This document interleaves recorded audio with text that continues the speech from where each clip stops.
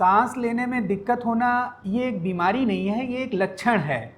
ये कई सारी बीमारियों को लक्षण हो सकता है। सांस लेने में दिक्कत होने से क्या मतलब है हमारा? सांस लेने से सामान्यतः जब हम लोग सांस लेते हैं तो हमें अपनी सांस महसूस नहीं रहती, बिना हम ज्ञान के ही सांस लेते रहते हैं।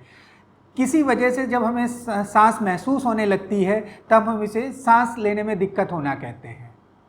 ये कई वजह से हो सकती है। ये फेफड़ों की वजह से भी हो सकती है, ये फेफड़ों के इन्फेक्शन की वजह से हो सकती है, ये दिल की वजह से हो सकती है, ये मांसपेशियों की दिक्कत की वजह से हो सकती है।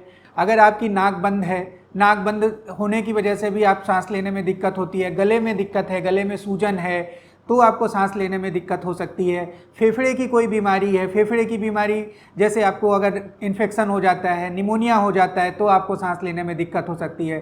फेफड़े में पानी भर जाता है तो आपको सांस लेने में दिक्कत हो सकती है। फेफड़े में सांस की जो बीमारियां धूम्रपान की वजह से होती हैं उसकी वजह से भी, जैसे COPD, अस्थमा, इन बीमारियों की वजह से भी सांस लेने में दिक्कत होती है। सांस लेने में दिक्कत फेफड़े के अलावा अगर दिल की बीमारी है, दिल की बीमारी की वजह से फेफड़े में पानी भर जाता है तो भी आपको सांस लेने की दिक्कत हो सकती है।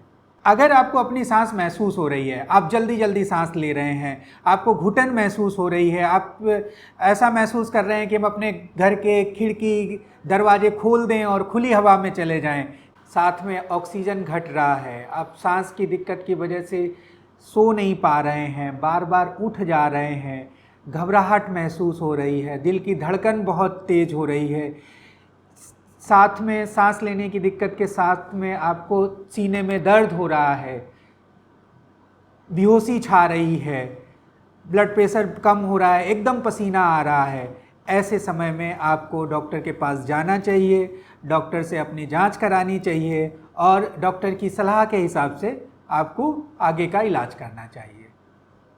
इसका डायग्नोसिस कैसे होता है?